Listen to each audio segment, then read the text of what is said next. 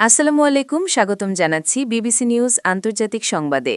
শুরুতেই সংবাদ শিরোনাম, এরপর বিস্তারিত। শুধু যুক্তরাষ্ট্র নয়, গাজা যুদ্ধে ইসরায়েলকে যেভাবে অস্ত্র জুগিয়েছে ভারতসহ ৫১টি দেশ। ইরানের হামলায় মার্কিন রিপার ড্রোনের ২০% ধ্বংস। ইসরায়েলি নিরাপত্তামন্ত্রী বেন গভিরকে নিষিদ্ধ করল ফ্রান্স। ২৪ ঘণ্টায় হরমুজ প্রণালী পার হল ২৫টি জাহাজ। দর্শক, এতক্ষণ শুনছিলেন সংবাদ শিরোনাম। এখন বিস্তারিত।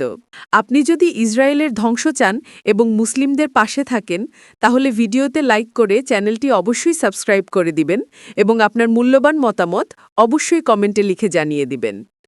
এখন বিস্তারিত। শুধু যুক্তরাষ্ট্র নয়, গাজা যুদ্ধে ইসরায়েলকে যে ভারতসহ ৫১ দেশ। গাজা উপত্যকায় দীর্ঘ ২ বছর ধরে চলা ভয়াবহ ইসরায়েলি আগ্রাসনের সময় বিশ্বের অন্তত ৫১টি দেশ ও স্বশাসিত অঞ্চল তেলাবিবকে অস্ত্র, গোলাবারুদ ও সামরিক সরঞ্জাম জুগিয়েছে। কাতার ভিত্তিক সংবাদমাধ্যম আল জাজিরার কয়েক মাসব্যাপী বিশেষ অনুসন্ধানী প্রতিবেদনে এই চাঞ্চল্যকর তথ্য উঠে এসেছে। আন্তর্জাতিক বিচার আদালত আইসিআইজি গাজায় গণহত্যার আশঙ্কার বিষয়ে সতর্কবার্তা জারি করা এবং বিশ্বজুড়ে তীব্র প্রতিবাদের ঝড় ওঠার পরও ইসরায়েলে এই সামরিক সরঞ্জাম সরবরাহ অব্যাহত ছিল। ইসরায়েলি ট্যাক্স অথরিটি আইটিএ ২০২২ থেকে ২০২৫ সাল পর্যন্ত আমদানির তথ্য, শুল্ক রেকর্ড এবং তথ্য অধিকার আইনের আওতায় পাওয়া নথিপত্র বিশ্লেষণ করে এই অনুসন্ধানী প্রতিবেদনটি তৈরি করা হয়েছে। এতে দেখা গেছে ২০২৩ সালের অক্টোবর থেকে ২০২৫ সালের অক্টোবর পর্যন্ত যুদ্ধ চলাকালীন সময়ে ইসরায়েলে মোট ২৬০৩টি সামরিক চালানের মাধ্যমে ৩.22 বিলিয়ন শেকেল বা প্রায় ৮৮ কোটি ৫৬ লাখ মার্কিন ডলার সমমূল্যের সামরিক পণ্য প্রবেশ করেছে। ইরানের হামলায় মার্কিন রিপার ড্রোনের ২০% ধ্বংস।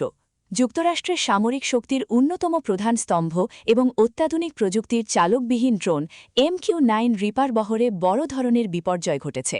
ইরানের সাথে চলমান সংঘাতে মার্কিন বিমানবাহিনীর মোট রিপার ড্রোন বহরের প্রায় ২০%ই ধ্বংস হয়ে গেছে।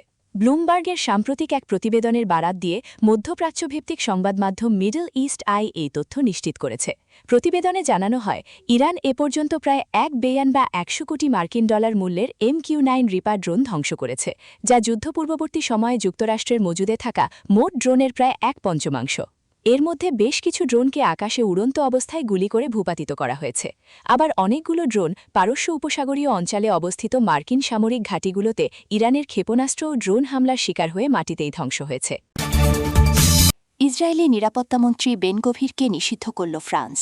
গাজা অভিমুখী সাহায্যকারী বহরের ফ্লোটিলার ফরাসি কর্মীদের প্রতি অগ্রহণযোগ্য আচরণের দায়ে ইসরায়েলের জাতীয় নিরাপত্তামন্ত্রী ইতামার বেন গভিরের ওপর নিষেধাজ্ঞা আরোপ করেছে ফ্রান্স।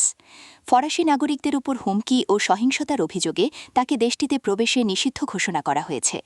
ফ্রান্সের পররাষ্ট্রমন্ত্রী জন ওয়েল বারোট এক বিবৃতিতে জানান, তারা গাজা অভিমুখী এই সাহায্যকারী বহরের পন্থার সঙ্গে একমত নন, কারণ এই ধরনের উদ্যোগ কোনো পাচুপথ ফলাফল বয়ে আনে না, বরং কূটনৈতিক এবং কনসুলার পরিষেবাগুলোর ওপর বাড়তি চাপ সৃষ্টি করে। তবে এই দ্বিমতের পরেও কোনো ফরাসি নাগরিকের ওপর হুমকি, ভীতি প্রদর্শন কিংবা সহিংসতা কোনোভাবেই বরদাস্ত করা হবে না, বিশেষ করে তা যদি কোনো দেশের সরকারি কর্মকর্তার পক্ষ থেকে বা তার ইন্ধনে আসে।